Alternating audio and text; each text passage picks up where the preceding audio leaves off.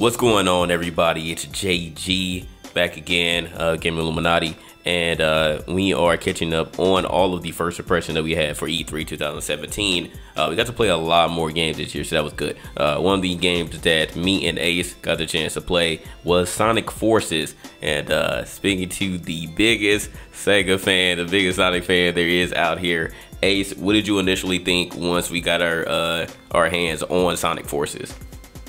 I mean, I was looking forward to checking out Sonic Forces just for the fact that, you saw the reveal trailer and they were showing off some new character. But once they actually revealed that the new character was going to be a customizable character, I wanted to get more information about it. So JG and I had the opportunity to be able to speak with an Edith Yang with Sega America as she showcased us the game. And we kind of got more of a hands-on feel for the game itself. And I will say there will be a lot of customization when it comes to the customizable character. I think that's pretty dope. Like, I had the ability to choose like a fox, but you can choose like other animals. You can choose different abilities and whatnot.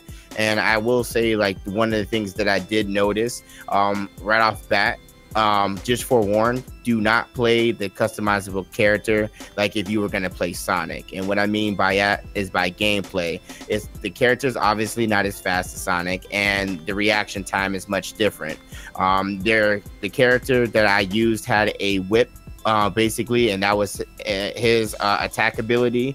And also, which was pretty cool about that is that you can be able to attack multiple characters at once. Your secondary attack, which would be Sonic's main attack, which would be the homing attack, that was actually more secondary. So being able to use that and kind of going back and forth with the new character was pretty dope. I actually was pretty excited for it, and the level looked pretty good. I'm looking forward to Sonic Forces, and that's not just being more in a biased opinion, just for the fact that I really am into Sonic.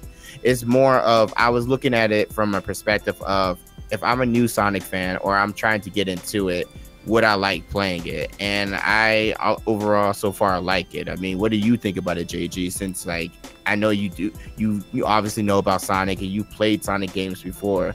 Like, what did you think with the experience that you had with Sonic Forces? So I ended up doing, like, there were 3 separate parts or 3 separate demos that we got to play. And H, you got to play the customizable character mission. I ended up doing the classic, like the 2D Sonic. I just faced Eggman, one of the boss levels, and it was cool. Like, it actually did remind me of like the classic Sonics I used to play. It was just in the 3D realm, and I didn't really have any problem with it. Like, I actually felt right at home. And then the mission that the other dude who we were with, where he played, it reminded me a lot of Sonic Adventure. So that's really what I did enjoy about that, because that's by far, besides the classic Sonics, of course, that was my favorite Sonic of all time, Sonic Adventure 1 and 2. So it really, like, reminds me of that, just playing with classic Sonic, running around, getting to go super duper fast. And I feel like for a lot of people, especially the people in the past who play Sonic, this will be right up your alley as well. I don't think that they messed up on this one. Again, the only concern that I would have, which really isn't a concern, will be the customizable character, because again, like you did mention, Ace, you do have to play them a different way. So like for you, for example, when you were playing with the Fox, you were trying to home in and you were like, oh, this isn't working, and you were dying because of it. And you had to, switch your style up because you were really supposed to use the whip majority of the time. And then they had that one other power up where when you got it, you got to zoom through the character, use the little lightning attack. So that was interesting. Yeah. That was basically like the customizable character's homing attack, and it just went through all of the characters for like a short amount of time. So again, like what you said, you just have to switch up your mindset when it comes to that, because you're not gonna be able to run through the map as like you would when you're playing Sonic. So again, it's like, I would consider that probably like a separate quest. But if you do want to play with Sonic, you can just do that if you want to. So I think that for all the Sonic fans, this will be something to definitely pick up. I don't think that you'll be disappointed with this one. I know that Sonic Boom left a bad taste in everybody's mouth, but I can promise you it's not going to be like that. It's going to be like the Sonic that you're used to.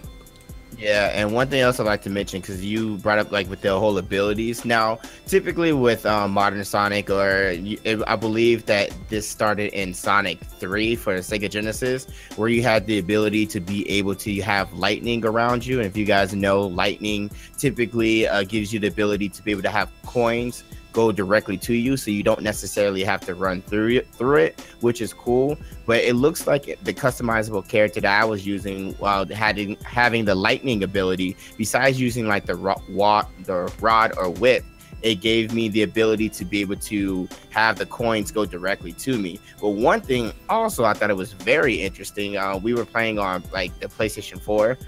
So when you hit triangle, you actually had the ability to be able to have the items actually go to you as well. So if you're going past like the capsules and anything like that, and you hit triangle, it allowed you to be able to have the items go directly to you, which I thought was kind of a nice little twist, which is, at the end of the day, I thought that was really, really cool. And the fact that you're able to customize that with your customizable character, I really do appreciate Sega for doing that. And I think it brings a little bit of something new to the Sonic universe, as well as bringing back the old Sonic and everything. One thing about the gameplay that it really reminded me, besides Sonic Adventure 2 Battle, Sonic Adventure Battle, it really did remind me of Sonic Generations, when they decided to do the 2D scroller, and then they also did it to where you can actually be in full 3D, and then use the boost mechanic to be able to make Sonic go so much faster. And I can appreciate that. And like JG said, like, this definitely won't remind you of Sonic Boom at all.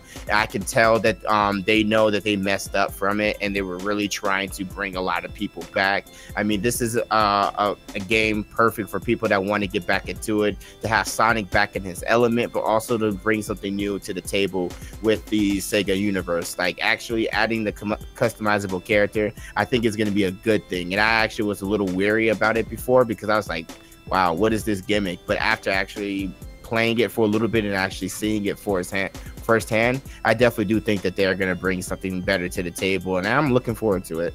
I wonder, does Sega check out the DeviantArt page? Because I feel like this is catering directly to them. Don't you think? Like, oh yeah, absolutely. They make it so crazy. Yeah, they make it some crazy ass characters for Sonic in the Sonic universe.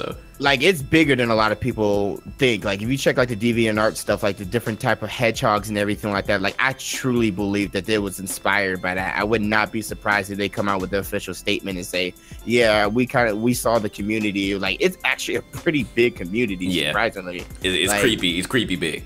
Yeah, it's creepy big, and I won't front. I mean, this is all jokes and everything like that. And if you're into it, whatever. But I truly believe that this is gonna reach out to the furry community, because literally, you have, I think she said, like, between 8 and 10 different animals that you can be able to choose from, and then you can go through and customize them with weapons, the different colors, how they look, and everything like that. And I just feel like it would go directly towards that community. Like I said, if that's what you're into, hey, cool. You know, I think it's interesting dynamic to add to the Sega universe, but you know what? I appreciate that, because they're paying homage and they're being nostalgic to Sonic's history, his legacy, but they're also trying to revamp it and make something new out of it. And with them doing this actually may give them the ability to be able to move further down along the lines with Sonic, instead of just saying, you know what, that's it. Because one thing also I wanted to mention was Green Hill Zone. Like, they always refer back to this, and for them to actually try to do something new with it, I can appreciate it. True. Is this a day one purchase for you? Do you seriously have to ask me that? I'm going to ask anyway. Just go ahead and answer the question. Of course, it's a day one purchase for me. Absolutely, I'm definitely getting it. Did you purchase Sonic Boom first day? Sadly, no. Yes. Sonic Boom and one other game that I won't mention. I felt that I wasted my money. I've never truly felt like I wasted my money on a video game, but Sonic Boom, I truly felt like I wasted my money for it, and I was so disappointed. And I'm still disappointed in myself at the fact that I have it in my collection now. But it's a reminder of me every day to realize, don't always buy something day one, and how they killed my childhood with that game. And don't even get me started on Sonic. I didn't even get Sonic Fire and Ice for the Nintendo 3DS because I knew how bad Sonic Boom was. So yeah. So JG, are you getting it? I'll hold my judgment on it, but I wouldn't be mad. Like if there was nothing else to get, like I'll copy. I'm not getting it day one though. I just know I'm not gonna get it day one. But it doesn't mean that the game is bad. It just means that I'm not as into Sonic as I used to be. Gotcha. But true, but again, like all you Sonic fans, don't worry though. Like I'm saying this for not really playing Sonic for years. I think that this is the game that Sonic Boom should have been. I think that this game will take you back if you're a nostalgic Sonic fan. True. So that's it, man. Let us know your thoughts on Sonic Forces when you see some gameplay and our first impressions. Let us know anything that you wanted to see about the game, or any other question that you might have had about Sonic Forces. Sorry we couldn't get an interview, man. Things were super duper hectic. Like that's the one thing that we were clamoring for, but sadly it didn't happen. So it is what it is. But again, we at least got to play the game, so that was good enough. Make sure that you definitely check out the channel for a lot more E3 content. If you want to go even further and support the game Illuminaughty, please consider pledging to our Patreon. All of that will be down in the link below. Other than that, man, I'll let y'all later.